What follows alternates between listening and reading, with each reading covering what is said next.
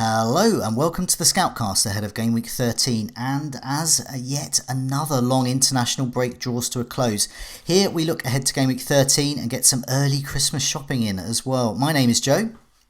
My name is Holly. And my name is Tom. Welcome everyone, welcome Holly, welcome Tom. Tom fresh from the Meet the Manager interview, and Holly, this is your second Scoutcast in a row. So obviously a Scoutcast veteran now. I wanted to flag up a couple of developments before we get cracking with the show. We're launching a rolling monthly membership scheme today. So this costs £1.99 a month for the first month if you sign up before Monday, December the 2nd, and rises to £2.99 per month for every month after that. So good deal there. We've gone monthly for the membership if you want, and you can also get a season-long one still if you want that. So all those lovely stats we mention in videos and podcasts can be yours on a monthly basis. Check out fantasyfootballscout.co.uk for more. Also, more news today. We have launched an Instagram account today, so please do check that out as we spread our wings further across social media. Meanwhile, Holly, what's coming up in the show today? Well, we're going to be looking briefly back at Game Week 12 and then ahead and on to Game Week 13 and beyond. So we're going to be considering Mason Mount's template status and mid-price midfielder alternatives. We covered Liverpool extensively in the last episode, but with great fixtures now here and a few injuries as well, we're going to be revising our red options. And then we're going to get into the meat, or rather the Christmas turkey of the show, as we look ahead to winter and festive fixtures. That's my favourite bit. And finally, we will reveal our plans for Game Week 13, including transfers and captaincy. Okay, this is the moment when I usually just briefly ask both of you how Game Week 12 went and talk a bit about my week. But before we do that, there's been some breaking news. Here we go. With some breaking news just in. Just as we were setting up, we heard that the Tottenham have sacked their head coach, Pochettino. So that's after 5 years, no more Poch at Spurs. It's hard to judge because a lot of the players there are sort of his players. These are people that he's nurtured through the ranks, the likes of Dele Alli, for example. But then there's all the famous rotation, particularly in midfield. Wonder if some of those options will be there. And Spurs defenders, how I'd longed to own a Spurs defender, but haven't been able to for many years because too much rotation. But anyway, Poch's gone. Holly, what do you reckon? Any early thoughts about that? I know it's only been a few minutes since poor lad's been sacked. Yeah, I mean, I'm not surprised that it's happened, but I'm a little bit surprised by the timing. But maybe Spurs have been busy in the international break shopping for a new manager, but something was going to have to give there at some point. I thought things would come to a head maybe around the January transfer window, but it's the case of there's a lot of players there playing out their contracts. There was a clear issue in the dressing room. So it needed to happen. I mean, there's hope now with good fixtures on the way that maybe Kane and Son could come back into our thinking. I think there was issues in the squad anyway, and I think we've seen from Kane's England performances that he can still get those goals and assists consistently, and maybe a new manager coming in will be able to get the rest of the team whipped into shape so that it can benefit Kane, who's the main man. Yeah, Tom, what do you reckon? Did it make Spurs more, less appealing? I don't know. What's your early thoughts on Poch going? I think it's difficult to say right now. I mean, I think the timing has surprised me. I think, like Holly said, then you got the sense that it was probably going to happen, but slightly surprised by right now. But I think we need to learn a bit more. I mean, at this stage, I don't even know who's going to be in the dugout at the weekend. So let's find out a bit more about it, and then see. I mean, what a great job he's done for Spurs over the years, but it does maybe feel like a change was needed. So it will be interesting to see how it unfolds over the next few weeks and who they bring in. Yeah, I mean, I'm interested, keeping tabs on it. And this now is something we spoke about in the Meet the Manager video, Tom, about the importance of sort of waiting until the end of the week before making moves. Sometimes people perceive that to be about injuries, but sometimes it's about things like this. Suddenly a complete change of management overnight during that week. So if you've already made a transfer, you perhaps haven't got that luxury of finding out a little bit about what's happening. One player I'm interested in, at the moment, and I'm a bit perplexed by, is Ericsson. He's been fantastic over the last few years. He's been a regular starter, and he's been a great source of points, chipping away, sort of KDB-esque really, just chipping away with those assists, great wonder goals as well. I've really wanted to own him, but haven't been able to this season. Something's not right there. I don't know whether the change of management or even a caretaker management will sort that out for him, or whether he's just, doomed really as a Spurs player and it's off he goes. But yeah, interesting news there. As I said, only just happened there. So we will, in future videos and podcasts, and I'm sure articles as well, we're going to be looking at the ramifications of that and whether Spurs can be perhaps a more appealing option as well. Let's have a look before we get into Game Week 13 and beyond. Let's have a look at Game Week 12 briefly. So Holly 70 and a big rank climb from 1 million to 700k. 5 of your 11 return, not bad. So any moves, and very briefly, who were your stars? Well, I didn't make any moves before this game week. I was considering maybe ditching Sterling for a Leicester midfielder, but I bottled it and decided I'd rather have the flexibility in the international break, which in some ways has worked in my favour, but I could have got extra points there. But I tend to have the habit of just coming on when I've got a big green arrow. So I was really pleased to make some progress. And not only did my captain score, which has been a rarity this season, he managed to get double figures, which is fantastic. So that really helped. Very happy with the Chelsea boys. Nick Pope came good again after a steady few weeks. And yeah, I was pleased that Manet got his goal once Sylar had got on the score sheet. But it was nice to get some points from that big game, Liverpool, Manchester City. It's not very easy to manage that sort of thing when you're quite invested in two big sides that meet each other. But it came out okay for me. So big changes coming.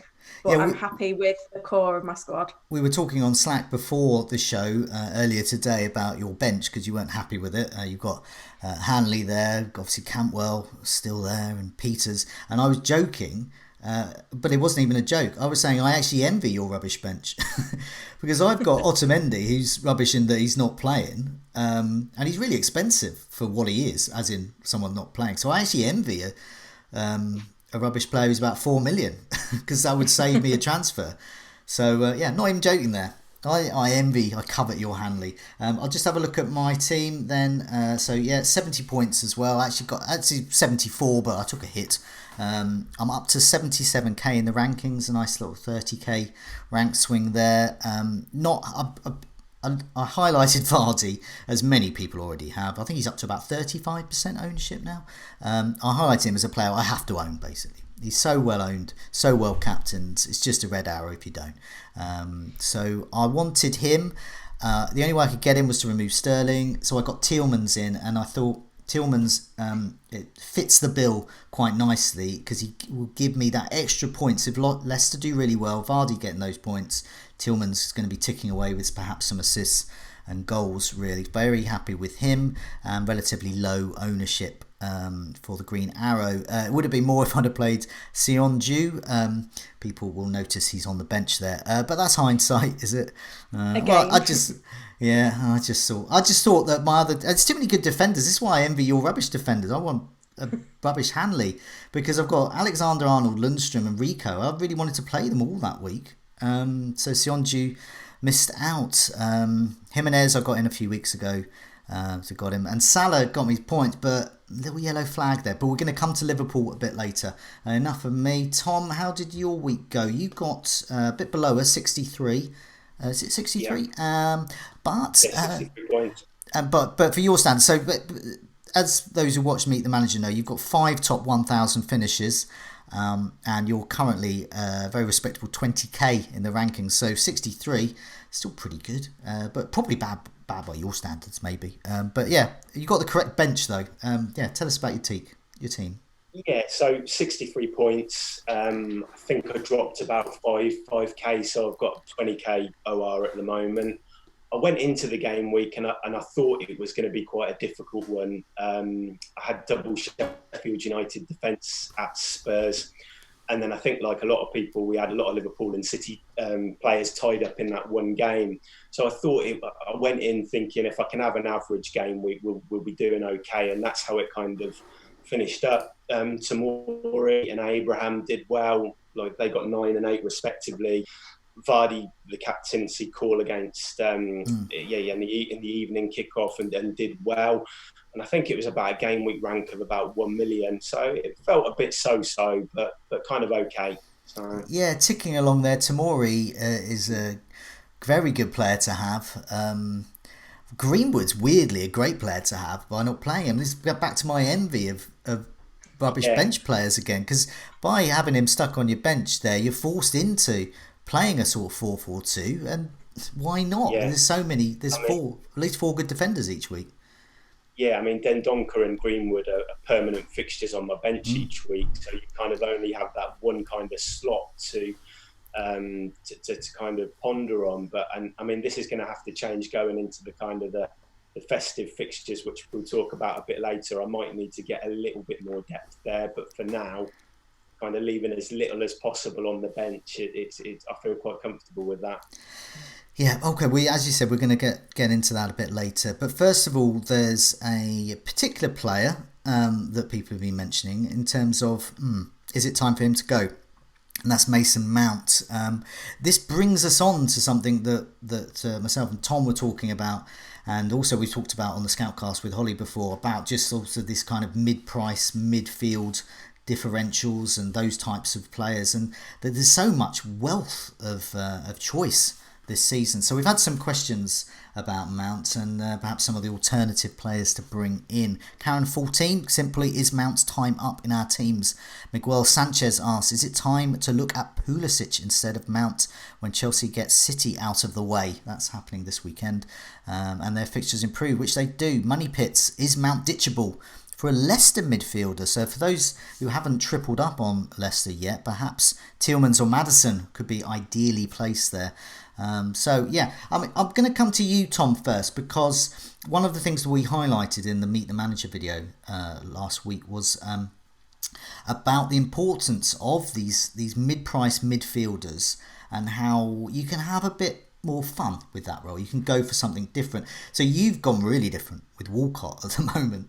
But I'm right in saying you don't have Mount anymore. And lots of people are thinking about someone different. So tell us about perhaps some of the alternatives. Perhaps it could be Pulisic, or whether you would advise time to move on for Mount.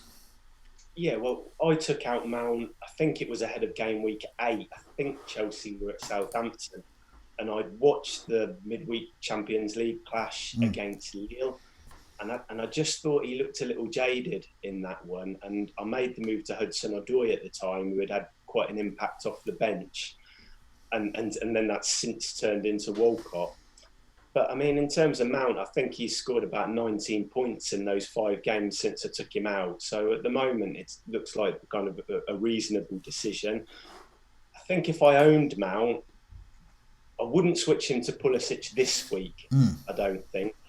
I mean, they're away at City, and I know Lampard in these kind of big games previously, I think when they played Liverpool, he played Jorginho, Kante and Kovacic in a midfield 3, and then he moved Mount to kind of like the left-hand slot of the front 3.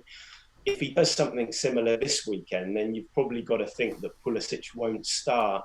So I just think making that move this week, I'm not sure if I'd do that. But the following week, once Chelsea's kind of fixtures really turn, I would consider making that move to Pulisic. I think it makes sense. I think his link-up play with Abraham has been really good recently. He's playing close to goal, and I think that's definitely a move that you could think about, but probably from the next game week. In terms of other options, I like McNeil at Burnley, who has gone massively under the radar this year. I think he's got 5 assists in 12 games, and with Barnes and Wood to kind of aim for in the box, I think those assists are going to kind of continue. I'm kind of monitoring Martial. I keep thinking I want to see a bit more from United, I think, before I'd make the move for him.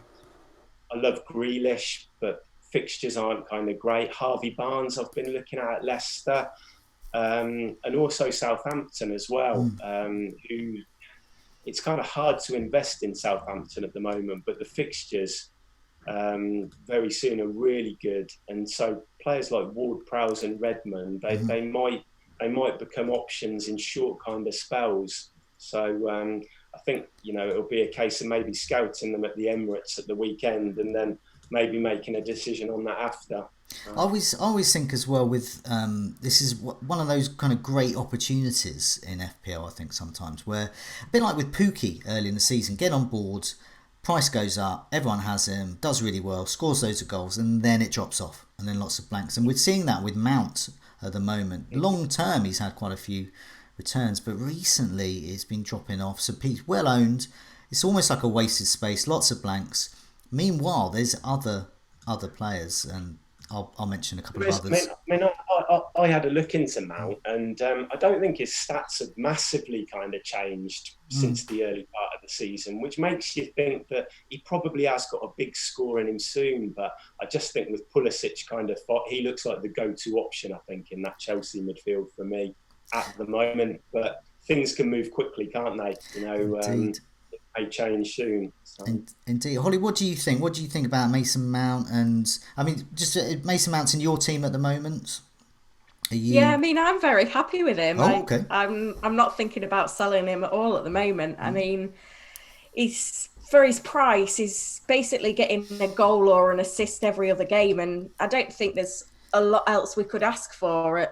I think I brought him in at about 6.5 million, and I'm very happy with that level of returns at the moment, and especially with the fixtures still looking good. Like, admittedly, Pulisic is probably looking the better option of the two at the moment, and I mean, I'm a bit snookered at the minute because I've got Abraham and Tomori in my side as well, so I can't get Pulisic in without either selling Tomori or making the sideways move. But I'm actually happy with Tomori now. He's picked up his 3 bonus points last game. I think that's quite encouraging that he managed to get in the bonus points without getting an attacking return. So I feel like there's enough clean sheets to keep me invested in a Chelsea defence with the fixtures that they've got coming up.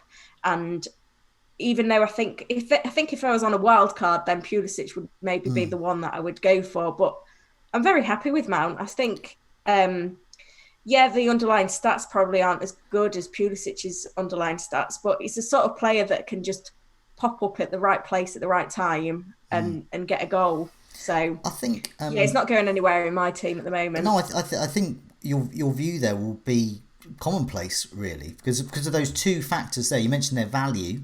A lot of people will see value tied up in a player like that and not want to cash in, but they'll think, well, it's good for my team value. And then also people that you mentioned sideways moves, and people are not keen on those sideways moves.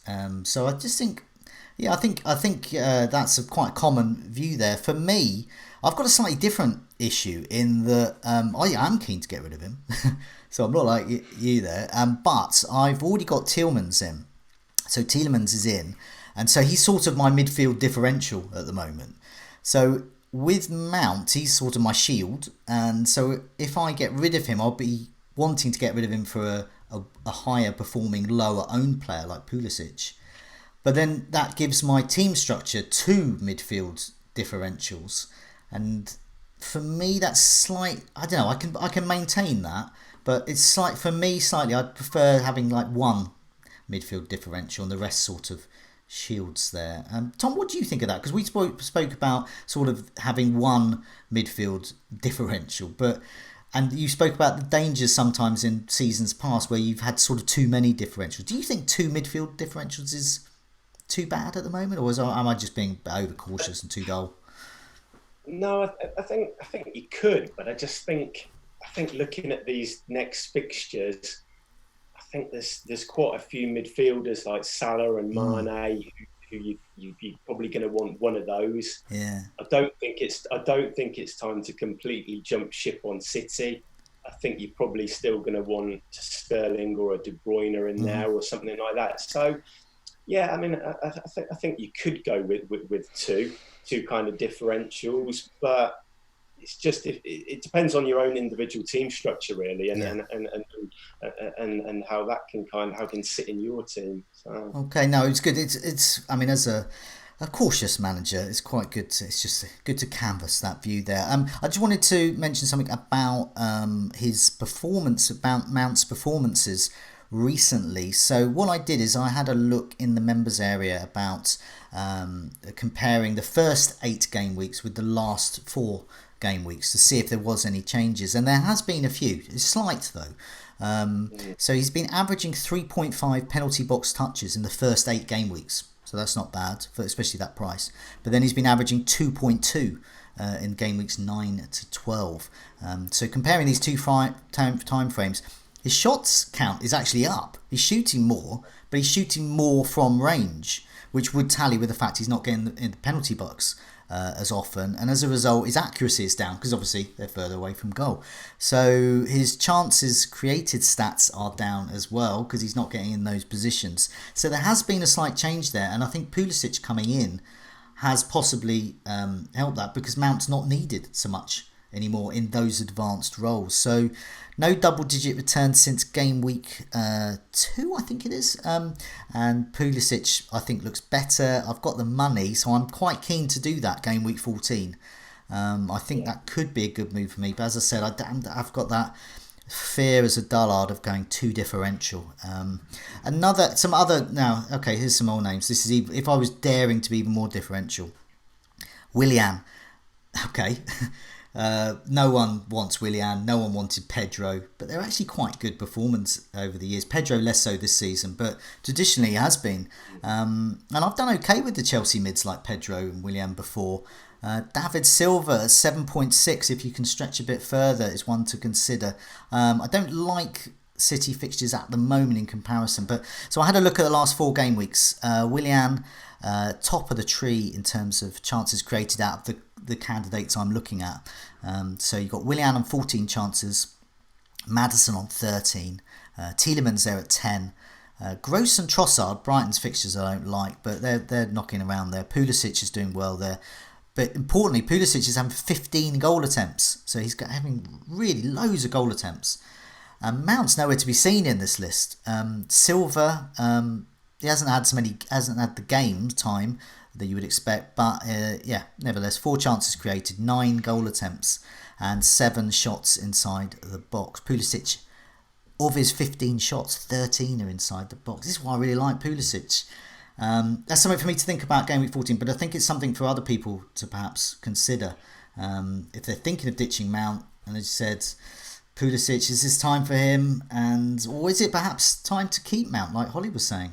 Perhaps there's other things going on, other fires to put out, or other moves to make to go up the rankings. And who cares about Mount? He's doing well. He's so cheap. Long term, he's doing well. Let's move on. Liverpool revisited. Tom, we've had a few questions about Liverpool. I understand. Yeah, why are we revisiting Liverpool? Well, I think it was talked about quite a bit on the last Scoutcast, but since then there's been a few fitness concerns over the international break with Sylar and Robertson. So I think it makes sense to have a look at them again. Fixtures are obviously really, really good. So we've had some questions. We've had one from My Neck, My Back, and Ask Yourself, amongst others, who said, is a double up in defence or midfield still the best way to triple up on Liverpool? And Galza asks, should we be looking to diversify more? For example, Palace have a great run of games after their hosting of Liverpool. Is Van Arnold a good differential instead of an extra Liverpool defender? So I guess the question is a double up or even a triple up sensible for this kind of run of fixtures? Or do you think there's are there other alternatives that could maybe match them over this run of fixtures? Joe, what are your thoughts on that one? Yeah, my thoughts. Well, okay, so last Scoutcast we talked about them, so we're revisiting this again because there's been, as you said, these injury issues. They've escalated. So I said in an ideal world then the best idea was to triple up on Manet, Alexander-Arnold and Robertson. But with winter planning, and we're going to discuss this later, so it's going to merge in a bit with my thinking about winter planning. I'm wondering if a double up rather than a triple up might be better. Maybe sort of hang on to some of my City assets, or in my case, De Bruyne. So I've already dumped Sterling for Leicester. So do I want De Bruyne gone as well? Do I want no City attackers? Even if the fixtures aren't so good. I mean, they're not that bad even. So for me, I think Manet is still important, and I am looking to, and I'll talk about it a bit later in my plans, but whether fit or not, I'm probably going to move Salah to Manet, which is a classic sideways move. But I just think Manet is a better bet for the captaincy, and I'm not sure about Robertson now, and I'm thinking about either getting a worse defender, maybe a Hanley, but I'm thinking of just something else. Just something else there. Yeah, and Van Aanholt does appeal to me, I must admit. He's done me very well in seasons past. So I just before we move on, a few stats on double-digit hauls and returns. So Manet this season has 4 double-digit hauls and he's returned in 7 out of 12. Salah, just the 2 double-digit hauls, returned in 7 out of the 12. So, and he missed one game, but Manet was only played 16 minutes, I think it was, in one of the games. TAA, 1 double-digit haul, returning 6 out of 12. Robertson, no double-digit hauls, returning 7 out of 12. So what does that all mean? For me, Manet and Alexander-Arnold are the ones to have if I was minded to triple up. I still think, if fit, Robertson. And I think, sadly, it's time for me to say goodbye to Salah, I think with my setup as it is, I think there's better options out there. So that's my thoughts on it. I know, I'm a bit scared getting rid of Salah, but, I've not looked back since selling him, so I think you'll be all right. I mean, I'm in a fortunate position that I'm on those 2 that you said are the ones to have at the minute, which are Manet and Trent. Yeah. My prerogative going into the international break was to get the triple up. And I wasn't decided on whether to go with the attacking triple up or the defensive one. And now with those flags to Salah and Robertson and these ankle injury issues, I'm not sure whether to go with the triple up at all. It is tricky. I think I'd favour going for Robertson over Salah, and it is a move that I may still make, but I might just...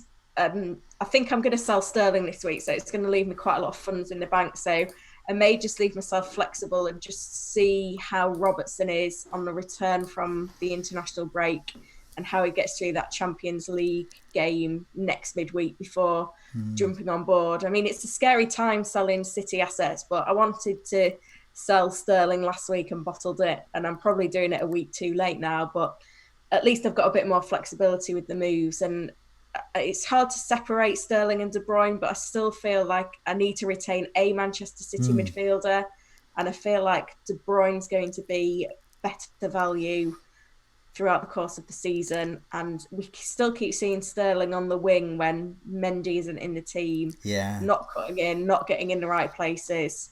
I mean, City have got some tough fixtures coming up, and I think De Bruyne will be important in those, because I think set pieces may be relied upon a bit more from City as they're trying to grind out results against tough opponents. And I feel like Sterling is maybe one that you can forego. Yeah, it's a tough, isn't it? I got rid of Sterling last week, but I did it as part of a Tielemans Vardy coming in and captaining Vardy. So I've made points from that move, but it is scary to do. And I can feel it's like a comfort blanket. I can look back, even if I lose, which I probably will, hundreds of points over the next few game weeks because of that move. At least I'll look back at that early move and go, well, at least I made like 20 points out of it that time around. But it's quite scary. But yeah, Tom, what do you think? You've got Alexander-Arnold, haven't you, and Salah. What do you think? Yeah. Are you looking double, triple up? Who's the best? What's your plans?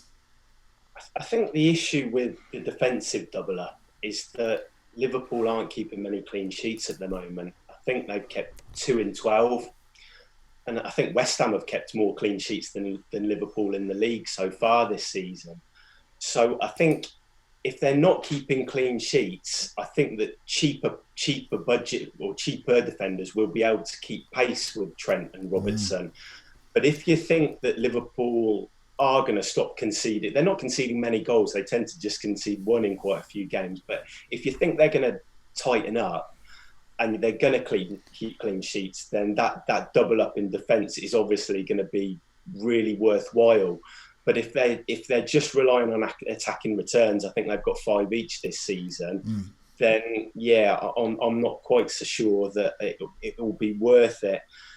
But then if you go for Sylar and Manet in a midfield double up, I mean, it's just eating up so much budget, isn't it? Especially if you want to keep some form of City coverage as well. So I'm a bit unsure at the moment. I mean, I think I need to wait and see if we get any news on Salah's ankle issue. And if he heads into the weekend with any kind of doubt over him, I think a move to Manet probably makes sense this week. But there's pros and cons to both of them, isn't there? What do you think? What do you think about the idea that if Salah is fit, it's actually worthwhile getting Manet in? Now that sounds weird, but Liverpool simply play better. Mane's more likely to do better. Salah, obviously, there's that risk there. But as we've seen from the number of double-digit hauls, Mane's the guy that gets bigger returns more often. Well, he's getting big. He shoots less, but he gets more big chances, doesn't he? Yeah. And I think the thing is for Manet this season, he seems to have added a bit of a new dimension to his game in the fact he's more creative. He's picking up more assists this year. But Salah is still shooting more. He's got more shots on target. He's on penalties. But it does feel like really over this kind of calendar year, Manet is probably the better option than Salah. And I don't know, sometimes when I have decisions like this, I just try and get them both in, so I don't have to make that decision. We'll see. But I mean, for me, I want to watch this City game closely this weekend against Chelsea, because I've got Sterling and De Bruyne. They're not going anywhere yet, but I think I want to see how they kind of respond after that Liverpool defeat. Yeah. And maybe it'll give me a few clues at the weekend as to whether either Sterling or De Bruyne could be dropped, and that could then maybe enable a Liverpool midfield double up. We've got another issue with Liverpool as well. They're not playing in game week 18. And that probably brings us on nicely to our look at winter planning. So we're going to look at a whole bunch of fixtures coming up. So we've got 9 fixtures coming up between now and the end of year. They're coming up thick and fast. We've got issues about wildcards and stuff. So anyway, enough of me. Holly, tell us more about that. And I understand we've got some questions on winter planning. Yeah, I think this international break has given us the opportunity to take stock of what we've got coming up in the next few weeks. So there's been quite a lot of questions. So first couple of questions address the festive period. So Katie K. Interista says, how best should we prepare for the busy festive period? Should we be extra vigilant to avoid injury-prone players and target nailed on and usually injury-free talisman? And Kiwi Don has asked, benches are likely to be needed over Christmas. Are there any other budget options we should be considering? Or do we need to go with the likes of Lundstrom, Rico and Sunchu offering such great value? Now, I believe you've got a strategy on this one, Joe. Yeah, well, so this will be, I don't know what, my 12th FPL winter, 13th? I can't remember how long. But one thing I've liked to do over the years is look at those fixtures and break it down into mini seasons. So I look at those next 9 fixtures, and I don't look at them in terms of them as a block.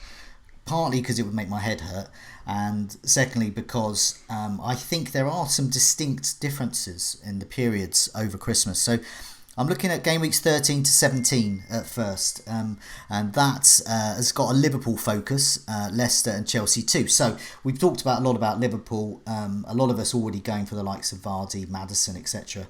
And also we're looking at the likes of Chelsea as well. So we spoke about Mount and Pulisic and Abrahams in our team. So 2 or 3 of each of those really, and we've spoken about those. So you haven't got so many slots left. So then you're looking at, say, Wolves have great fixtures. So Jimenez is great.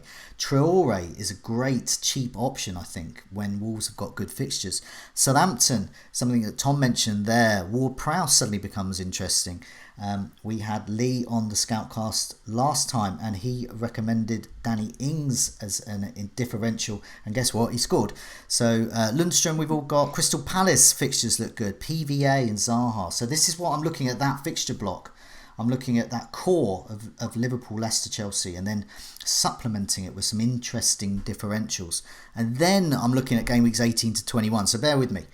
This is the second mini season to look at, and it's different, I think. So you almost have to start planning for that now, either getting players on and sort of parking them on the bench, or just at least having it in mind you're going to do that. So the first thing is obviously Liverpool don't play game week 18. So Liverpool and Leicester and Chelsea's fixtures actually don't look so good at all. So Leicester have got game week 18, they've got City, then they've got Liverpool, and then they've got a couple of okay away games, West Ham and Newcastle. So not, 4 good ones from 18 to 21. And looking at Liverpool, well, they just got a blank, and then they've got Leicester. That's not so good. Then they got Wolves and Sheffield United. I think they're quite hard to call, those ones. Maybe the Wolves game, they could get something from that. And so I'm looking at that. Meanwhile, Man City are looking better. So suddenly it's a different season. Man City is the focus, I think. So I think if I've got, Sylar, Manet, I'm looking at moving them back to a Sterling, I think. And KDB looks good too. But this is key. Crystal Palace, the rival to my team Brighton, are looking like the key that unlocks the whole winter, because their fixtures stay good. And this is what I find quite interesting. So among the cheaper slots, Palace is still good. So if you're looking around for those enablers, the likes of those cheeky differentials like Van Aanholt and Zaha, they could be a good bet for winter. Storing up, get some early Christmas shopping in. Bournemouth fixtures suddenly look better. Suddenly Rico comes back into the equation. Suddenly King, suddenly Wilson are quite interesting. They're going to play. I'm not saying they're rotation proof over Christmas, but they're going to play more often than not. Aston Villa look the best. Game weeks 18 to 21, I really like to look at them. Southampton, Norwich, Watford and Burnley. And so I'm starting to think about Mings, Grealish, McGinn. I mean, I'm not just reeling out every single player I can think of, but I'm looking at winter as 2 distinct mini seasons. And suddenly, for the second part of it, I'm looking at Villa. I'm continuing to look at Palace, and I'm starting to enjoy my Bournemouth contingent a bit more. So yeah, as I said, maybe parking them. I've got Soyuncu in at game week 5, I think, and even though I'm still benching him for his good fixtures, I was happy to bench him for those bad fixtures there, and so he was sort of parked, ready to go, ready to be unleashed on the world. And maybe that's the way to do it. So anyway, that's my thoughts. Fixtures. Yeah, I think that blank game week 18 is going to really test us over the festive period. So I've had a few more questions specifically on that blank for Liverpool. So Tiago has asked, how do we prepare best for their blank fixture in game week 18, especially when we've got the likes of City taking on a very defensive Leicester side and Chelsea having a tough clash with Spurs? FPL Greece has asked, isn't it too early to worry about game week 18? Liverpool have a run of 5 good fixtures up until then. It doesn't feel right to let that prevent an FPL manager from tripling up on their assets. There may be lots of points in the next 5 games, which will make a hit to take a Liverpool player out irrelevant by that point. And then FPL Fairy and Daryl B have asked, what about those with a wild card? Any good weeks stand out to use it? I believe you've still got a wild card as well, Tom. Yeah, I have got a wild card, and I've just really started thinking it over about when to use it over the past week. Part of me, linking back to what Joe said, thought about using it next week because there's quite a few teams who suddenly have 3 home fixtures in the next 4. Teams like Liverpool, Chelsea, Leicester, Wolves, Southampton. And so part of me thought about using it then. I'm not fully decided on it, but then there might be an opportunity to use it. You could possibly take out a couple of your Liverpool players in game week 18 and then maybe play a wild card in 19 or 20 to bring them back.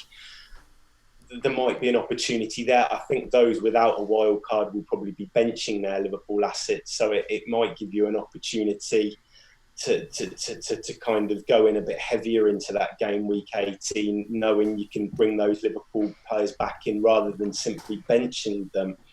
So there's a possibility there. But I think for those without a wild card, I think with good planning, you should be able to get away around this. You can bench a couple of them, but obviously then you're going to need to ensure you've got a bit of depth on your bench, and importantly, those players on your bench can kind of come in and they've got a reasonable fixture in game week 18. And we'll talk about it later, but that's why I like Wolves, who I think I'm right in saying take on Norwich during that week, and that's why some of their kind of players are appealing to me right now. So. Yeah, we could see Jimenez being a big captaincy shout in game week 18 with all these tough fixtures. Yeah.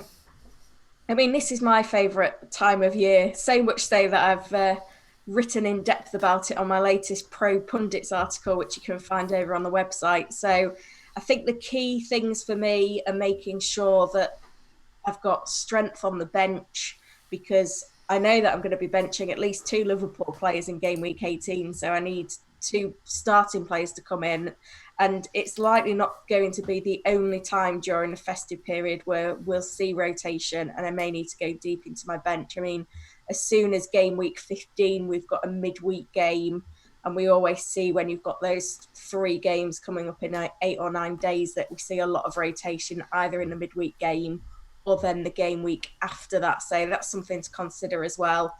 But my big policy at this time of year is to not bring in players that are injury prone, which is why I'm having so many headaches around tripling up on Liverpool with either Sylar or Robertson, because when we've got rotation in itself to deal with and potentially other fires to fight, like suspensions, we've seen Sterling's on 4 yellow cards, other situations like that we can't predict that may crop up. Having a couple of players that are injury prone that are suddenly ruled out can be a major issue for us. And when it gets to the likes of the Boxing Day fixtures, we won't get any press conferences for those either. So we're going to be relying on limited news. So we don't want to be having a headache of, is Salah fit to play or not on Boxing Day, for example. So that's going to, influence my transfers coming up, and I may be a bit more conservative in some areas to make sure that I've got the fully fit squad that I want over the Christmas period. Yeah, it's really interesting, isn't it? I mean, I you mentioned first thing, really, you really enjoy this part. See, I do as well. I quite like it, and I like looking at those fixtures and planning, and also because people like us who we like FPL. So when it comes to a Boxing Day, we're not. I assume we're not the kind of people who are like, oh no, I've forgotten. And we're the sort of people who always in the back of our mind, and we're always having a sneaky look on our phone to make that key transfer when we need to on Boxing Day. And this is where we can get a march on other people who are busy having a life somewhere and getting drunk and stuffed and all those things. Anyway, that's probably me. I've just pretended that you're like me and quite sad in that regard. But I think it is a good time for that, and it is, as you mentioned, is you have to balance real life with FPL quite nicely in order to make those changes. Tom, you mentioned about the wild card. So, for example, say you used it on game week 20, which I think is the Boxing Day, or at least New Year's Eve, or it's around that time. Around that time, yeah. Yeah. So if you are the kind of person that likes to have a drink or two over Christmas and Boxing Day, using a wild card, you could end up with all sorts. You could, I mean, God knows. Yeah. I mean, Jason Puncham could make a return. Who knows who could be in there? Yeah, it's certainly not the ideal time, and it's a good job I'm not too obsessed with value and I'm not having to watch those 0.1s too much. But yeah, it's certainly not an ideal time. But if it's the best time to use it, then you'll just have to adapt, and the families will have to get used to you doing a bit more than you do on the FPL. So. Definitely. Before we move on, Holly, did you want to flag up anything else? I think we covered most points from your Pro Pundits article, but I didn't want to leave and if there was anything else to say. Yeah, well, it might just be wise to mention that you shouldn't drink an FPL. Okay. And just got to make sure that you remember all the deadlines. I remember New Year's Day last year, I got a message from Jules Breach who said that she'd had quite a big New Year's Eve party and had woken up and missed the deadline. So it can happen to even the most high-profile FPL managers. She's doing really well this season as well. So yeah, well let's hope she has a good New Year's Eve this time and remembers her FPL team as well. But let's move on. Differentials. Now we mentioned in the Meet the Manager video earlier this week. Do have a look at that, by the way, if no one's seen it yet already. Do watch out for Tom's thoughts there, particularly on differentials. So we thought it quite timely. This is the point where we pick a player with an ownership of 5% or less who has a great chance of points over the next 4. We can see here that there's been sort of mixed results recently. Lee hit the ground running with returns from his Ings pick. I hit the ground running with Neil Maupay from Brighton, but he's not been so good recently. And I think a return against Leicester, you never know. Hudson-Odoi for Sam hasn't quite worked out, and Andy's Perez pick, blimey, I don't know what he was thinking. But Tom, hopefully you can bring us back some respectability. Who is your differential pick?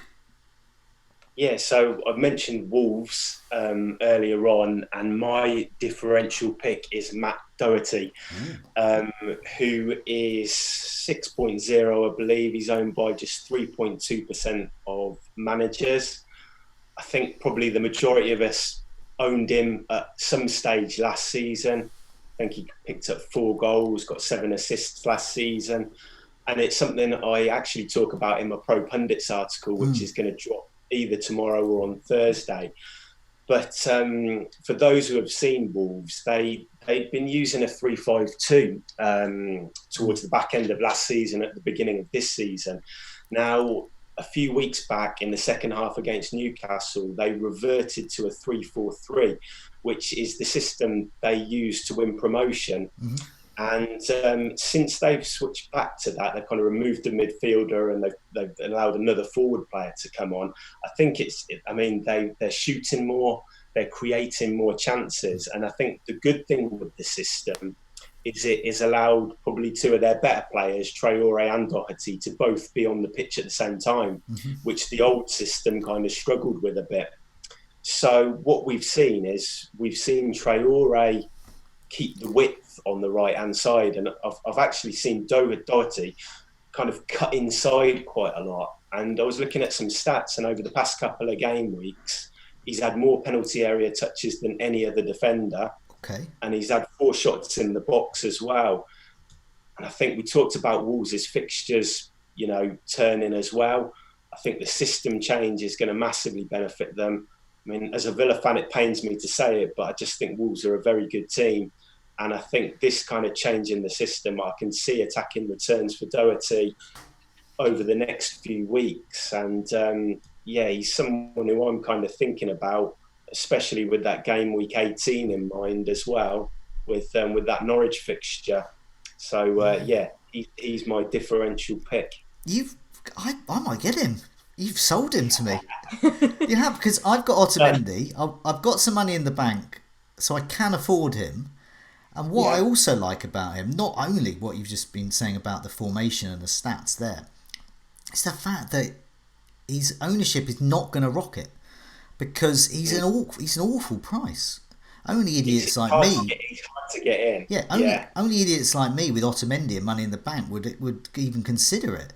So he will be a differential, and I think he'll stay a differential, possibly all the way over Christmas.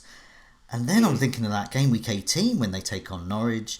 Think about those other fixtures. There's so many good other defenders. If he doesn't play, if he gets rotated for the odd fixture, so be it. Likes of Rico can come in, or Sionju. I finally might get my Sionju points off the bench. I don't often get completely sold on a player instantly. But I might get him in. Okay. Holly, are you as enthusiastic as me, or? Well, I do like him as an option, and we're in the position, those of us that are ditching Manchester City assets, that we've suddenly got loads of cash, and a lot of us are going with triple ups on Leicester and Chelsea, and their players aren't expensive, so you can afford to splash out on a differential in defence to try and get ahead. And I think when we move on to have a look at potential for clean sheets, that will be another point in which we can consider this Wolves defence. I think the only things that concern me is the fact we've got, I think Willy Bowley's out injured long term. how's that going to impact the defence? And Europa League as well. Europa League, although that becomes less of a factor once we've got to the real thick of things in the festive period. But certainly over the next few weeks, we've seen Doherty. There's a lot of rotation in the Wolves fullbacks at the moment, so that's another thing just to consider as well. Yeah, I mean, as I said, because there's so much choice in defence with those cheap ones. So your bench players like Lundstrom and Rico, they're no longer bench players. It should be in the... Never were. They've just been priced wrong, or priced accordingly to their what we thought over summer. But here we go. You mentioned about clean sheets, looking at them over the next 6. That's a beautiful segue into you telling us which teams have got the best chances of clean sheets over the next 6. Yeah, so top of the table we've got Newcastle, and then I mean it's not the most appetising list here because a lot of these clubs are clubs that have struggled to keep clean sheets recently, certainly in the top 3. So Southampton and Crystal Palace make up the top 3. I know a lot of their stats will be skewed by the fact that they have had some tough fixtures and now they've got onto this nicer schedule. But it's good to see Leicester, Sheffield United in there, Wolves, as we've mentioned, and Liverpool. And there's also the rogue Norwich in there. Maybe my Grant Hanley that's currently stinking out my bench can finally get me even a point. I don't think I've had a single point from him so far. I think the most interesting one here is Newcastle, that they could be quite tempting to get on board with. I think the thing that concerns me the most is that Lascelles has picked up a significant knee injury. So I think that may deter me. But I think for me, Leicester, I need to get on board Leicester defence. And I think Sheffield United, I think it could be quite shrewd to maybe go for the double up there. Like you say, Joe, a couple of shields, make a sword. Or a lot of people have got Lundstrom. Can we make those Lundstrom green arrows bigger? Yeah, definitely. I'll just quickly we're going to come on to our teams in a moment while we're doing Game Week 13. But I'll just have a look at, yes, Tom has also got Henderson in as well as myself, and I'm sure he will agree. It's great owning Henderson. It's really nice having those cheap goalkeepers they're getting points, even when they concede, they're still getting those save points as well. I know that Matt Ryan owners are feeling suitably chuffed as well. I think there's real options there. I mentioned Wolves. They have got great fixtures coming up defensively, so Doherty is a good option, I think, even if he may miss the odd one. And yeah, Leicester, I mean, it looks like play a Leicester defender, play Lundstrom, because Sheffield United, once they get Manchester United out of the way, have a really nice set of fixtures. And then there are those opportunities for the likes of Van Aanholt and Doherty. I think there's some real opportunities to get a good differential. We can get some points there. But some interesting teams there.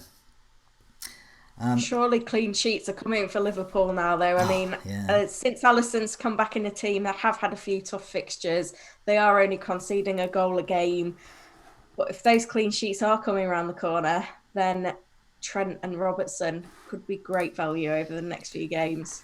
Let's have a look at Game Week 13. So we've sort of hinted about some of our moves and who we may be captaining. But so we're looking at the fixtures there. We spoke in detail on the video and podcast earlier in the week with David.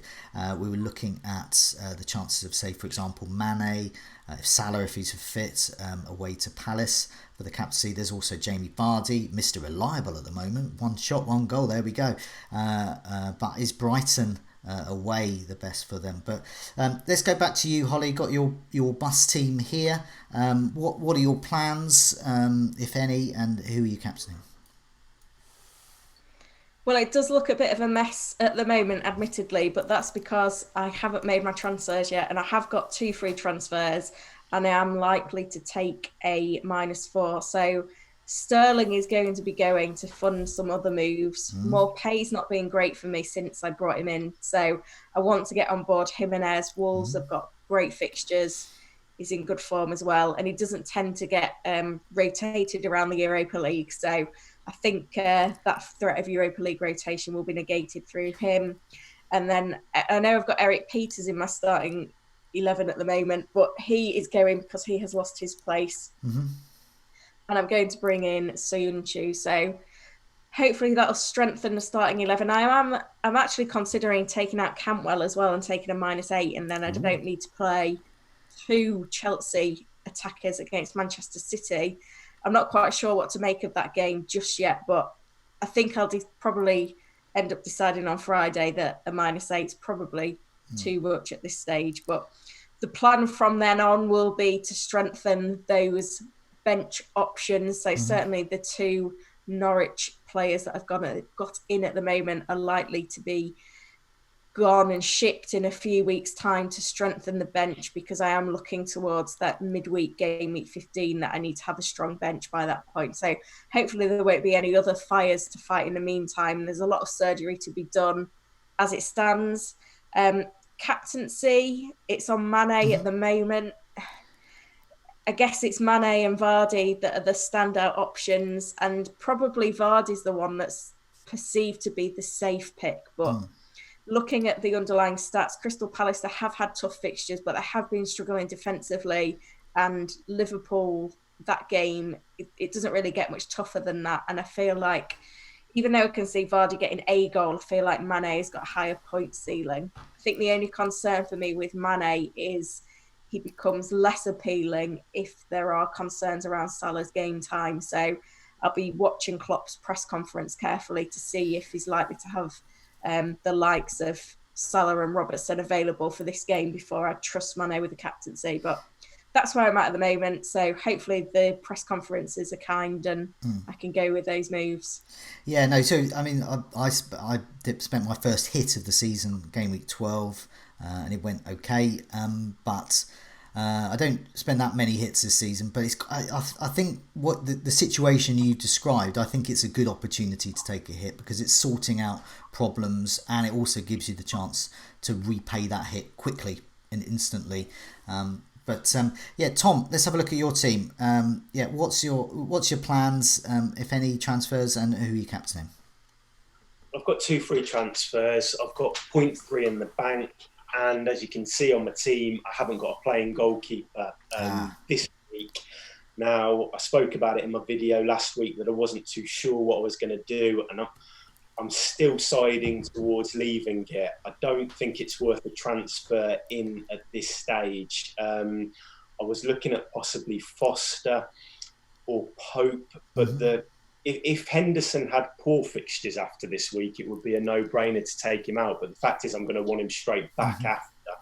So I think with transfers are quite precious at the moment. So at the moment, I'm probably going to go in with 10 this week. If Salah, if there's kind of murmurs about him not being fit, I'll probably move him to Mane. And that will give me enough money to upgrade Montoya to Soyuncu, which is, I think, I'm kind of considering. And also another little strategy which I've kind of been thinking about. I did it last year. It's quite a simple one, and it's targeting the worst team in the league and making sure you've got somebody playing that team as often as possible. Last season I did it with Fulham, and this season I'm looking at doing it with Norwich. So I've got Walcott playing them this week. This is his last game week for me, so I'm hoping for something there. I think Norwich play Arsenal next. Now, that's there's quite a few issues at Arsenal at the moment, so I'm not quite keen on bringing anybody from them. But after that, they play Southampton, which is why kind of Ward-Prowse and Redmond and Ings are kind of possibly of interest. And then it's Sheffield United. So for people playing 3 striker systems, a nice little move, if you wanted to use that strategy, would be to maybe bring in Ings and then maybe move him to Muset for Sheffield United. And then you get that kind of those 2 Norwich fixtures. So I'm kind of like thinking about little things like that and making sure I've got players from the teams who are coming up and facing Norwich, because they're just conceding so many goals at the moment. And I know that people have spoken about maybe Zimmerman and Hanley coming back, but I watched that Watford game the other day, and there's deeper issues than the centre-back pair, and I think Buendia was caught out of position so often. So I think they're going to, regardless of the centre-backs, I still think they're going to continue conceding quite a few. So that's also something to consider. But I think at the moment, it looks like it would probably be Soyuncu and Mane in, and Montoya and Salah out. Okay. I think. Okay, interesting moves there. Sionju as well. He's like, well, I'm kicking myself. I got him in. I should be getting like big hipster points. I should be setting up my own granola shop somewhere in knees up country in the East End with my hipster points of getting him in so early. But I keep benching him, so I haven't got hipster points at all. Or I haven't got real points anyway. Here's my team. Slightly similar-ish moves. So I'm looking at Salah, fit or not. I just want to see the press conferences. I want to see how we're panning out. I'm going to wait until Friday. Salah to Manet, captaining Manet. Did in the captaincy video, had a look at the stats. Brighton are actually pretty good defensively at home. Palace have been lucky not to concede more. They're actually much worse than people think, and people don't think much of them anyway. De Bruyne is going to stay for me. I've still got Otamendi. He's like the Hanley of the North. It's just so annoying. But I am starting to think about things like Doherty and Van Arnhol. I think that could be a good use of it. I'm also thinking about the strategy I employed earlier in the season with Sionju. Get him in and park him. And I'm starting to think now with perhaps a Villa defender, someone like Mings who can get bonus. Perhaps Gilbert, someone like that who's free up some money. I can just park a Villa player ready for Villa's great fixtures for that second mini season that's over Christmas, which is happening right over Boxing Day and those types of fixtures. So for me, currently my captaincy on Jimenez, because I do like Jimenez against Bournemouth, and I think he'll be my vice captain because I think I'm going to get Manet in and I'm going to captain him. And Vardy, I'm not going to captain. But other than that, as you were, I've got the Henderson situation. He's got a red, so Pope's going to play. I'm not expecting much from Pope. I know it's Watford, but I love that Henderson guy. He's so great. Before we go, I just want to remind people that today, obviously, as I mentioned earlier, sees the launch of our rolling monthly membership scheme. Well worth having a look at that. Just £1.99 for a month for the first month if you sign up before Monday, December the 2nd, and rises to £2.99 per month for every month afterwards. Check out Fantasy Football Scout for more. Once again, we've also launched an Instagram account today. Please do check that out. I'm putting links and stuff in all the podcast and video versions of this episode. But for now, it's a goodbye from me.